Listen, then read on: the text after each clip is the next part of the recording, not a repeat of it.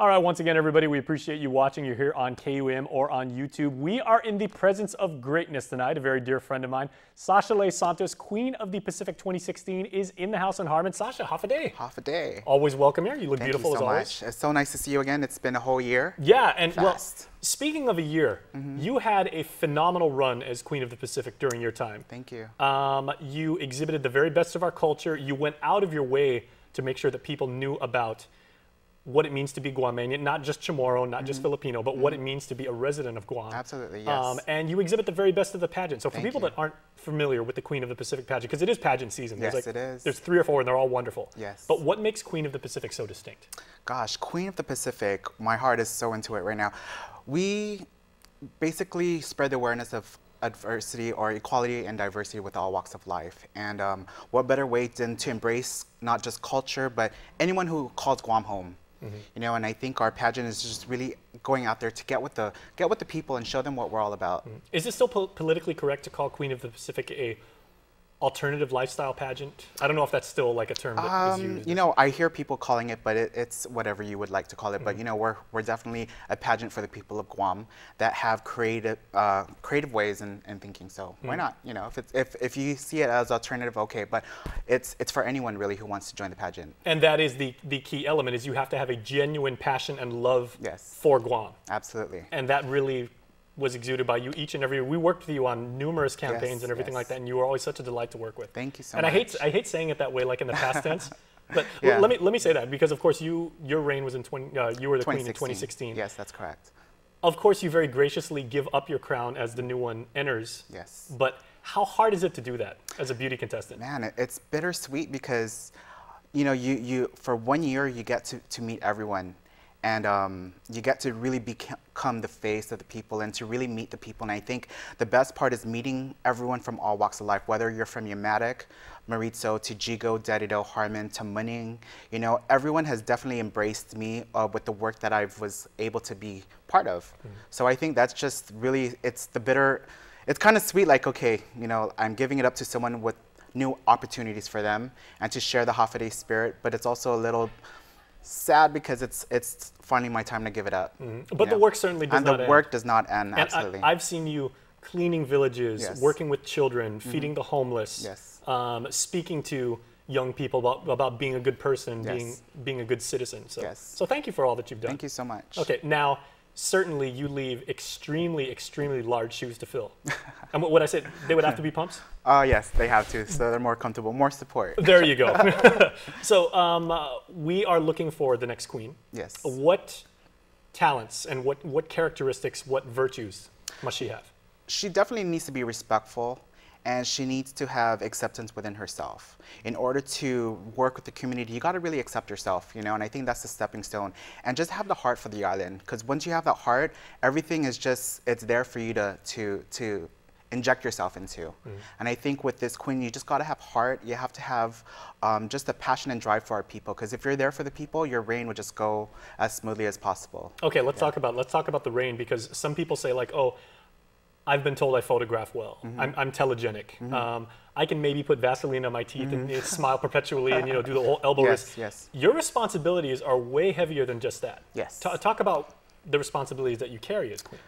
The responsibility is definitely to be a role model, you know, to really, there's a lot of transgender children that we have here on the island and whatnot, and to put the crown on the sash, it doesn't mean just, you know, being the queen. There's so much, like you said, there's so many responsibilities, and that's just to make sure that you represent the best version of yourself so that others can see you as an inspiration and look up to the work that you actually put into, you know, because when I go to like functions with kids, it's like, how are they going to receive me? How are their parents going to see me react with their kids?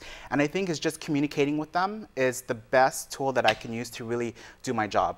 And I think that's the best part that I could say, is just communicate with our people of Guam, to educate them and to inspire them and to always be kind to one another. And I think when they see me doing that, they respect me in that sense, and I've seen it and felt it and received it, so I couldn't be more happier with that. It's like, she's a good person, she's doing good things in my community, and I want to be like her. Yes. So if people are inspired now and they would like to run, or at least, you know, investigate about, you know, what it takes and like the commitment that you have to make and everything, how can they apply, is it? Or just Well, you know, we're having our Queen of the Pacific 2017. We have candidates already, but if you're interested, you should definitely come check out our prelims, and that's going to be this coming Sunday, October 22nd at the Guam Museum, and that's from 6 to about 10 o'clock in the evening.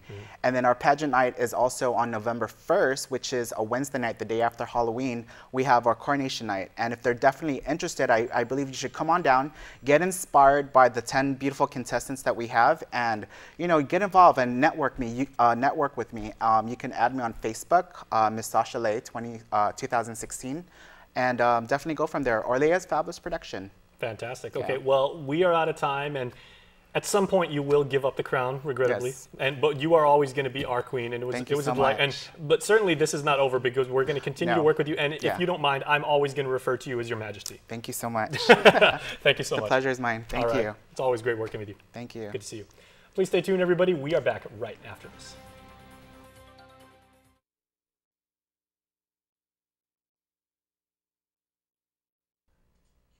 It is always a party here in the Harmon Studios when our good friends from Farm to Table Guam are here, and I've got Cassie Brady in the house, first-time guest. So Cassie, Hafaday, and welcome. Thank you. Thanks for having us. All right. As I said, you know, your organization is doing so much to make sure people enjoy the natural produce that Guam has, make sure we eat right, and to do so at a fair price. Yes. Because that is the one thing that people for so many years said, you know, like, I'd like to eat better, I'd like to actually take advantage of Guam's produce, but in years past it could be so prohibitively expensive. But you guys have really turned the tide on that. We're trying. It takes some time, but through our CSA, our subscription service, we hope to offer a more value than what you could get at the store necessarily. I would love to talk about that for a moment, if I may, because this concept came out a couple years ago, if I'm not mistaken. Yes. Amazing concept. Kind of works like the same way like it would with like Nature Box or Dollar Shave Club or Harry's, you know, razors and everything like that. Right. So it builds on that model, but it delivers fresh produce to your house monthly, right? Yes, we have a few different pickup locations. One is at our office in Jigo. Another pickup location is in Agana, or for an extra fee, you can have it delivered to your office or to your door, directly to your house. Now, if I'm a creature of habit, do I get the exact same veggies? Like I specify which ones I want every month, or is it kind of like we throw you a couple curveballs here and there, and you might want to try kale? You never know what to expect. Some of our current customers say it's a chopped box, a surprise chopped box. You never know what you're going to get. Those are cool. But it does depend on season and if there's enough available to go in all the boxes. We do try and put salad, greens, tomatoes, cucumbers, the basics. But yeah, for the most part, you never know what you're going to get. Depends what's in season. Which is part of the wonderful surprise. Yes. And I must say, thank you for mentioning cucumbers, because there is nothing better than a fresh Guam cucumber. Yes. Put that in a salad, on a sandwich. A lot tastier than imported sometimes. In Thai food, it tastes like amazing. Yes. And everything. Okay, so now before my stomach starts, you know, the grumbling makes its way up to the mic and everything. Yeah. What do you guys got coming up? We do have a holiday promo where it's going to start December 1st to the end of the month, and you could buy one box and gift it, and we'll deliver it to the gift recipient. Usually for the subscription, it's a 4-week minimum, but not for the holiday box. You can just buy 1, 2, 3, and that's it. Very cool. And that goes really nicely with the Christmas cookies and everything like that. Definitely, you can make a Christmas cookie salad, I believe. You could. Yeah. You could. Or you could make some fruit and incorporate that with some baking items, different things like that. So yeah, we're just trying to encourage healthier eating and supporting the local farmers. That is fantastic. Okay, you guys are doing a million different things. To come here tonight and what you want to talk about and everything like that, let everybody know what's going on. Okay, well, we do have a few meetings coming up. One is this Wednesday at Coast 360 Mighty, 10 to 11 a.m. It's called Who is Farm to Table and How Can We Help You?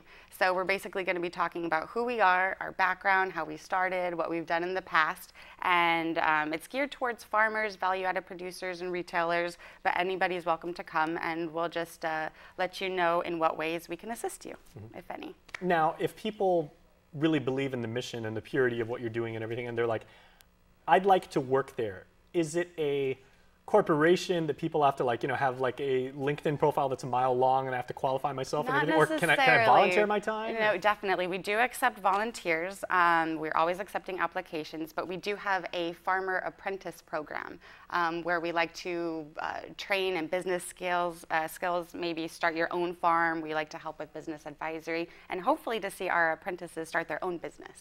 So that is the ultimate goal.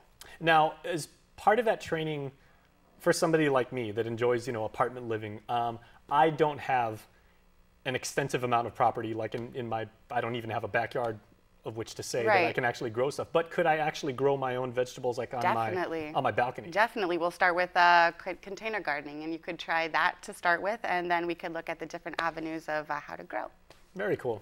And what may wind up as like one small tomato could actually grow to those cucumbers that I enjoy so much. Exactly. You got to start somewhere. Okay, so that's 10 to 11?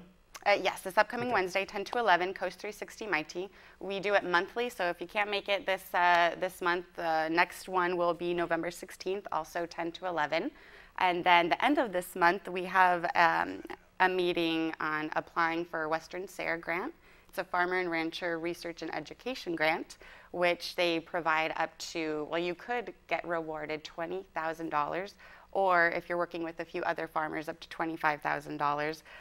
But we'll be talking about who's eligible, different ideas on what you could do your grant proposal about. It's pretty much taking any sustainable topic and trying something out for a year to 3 years, and then sharing your research with the community. Very nice. Yeah, so we'll tell you all about that and give you some grant writing tips. We could even schedule a one-on-one meeting afterwards and really help you write your grant. It's a win-win, so thank you so much. Yes, definitely. Yeah, we'll see you there. Right. And that one is October 30th, 6 to 7 at the Menginlao Senior Center. All right, Cassie, come back anytime. Okay. All right, please stay tuned because you come back right on the flip side of this break.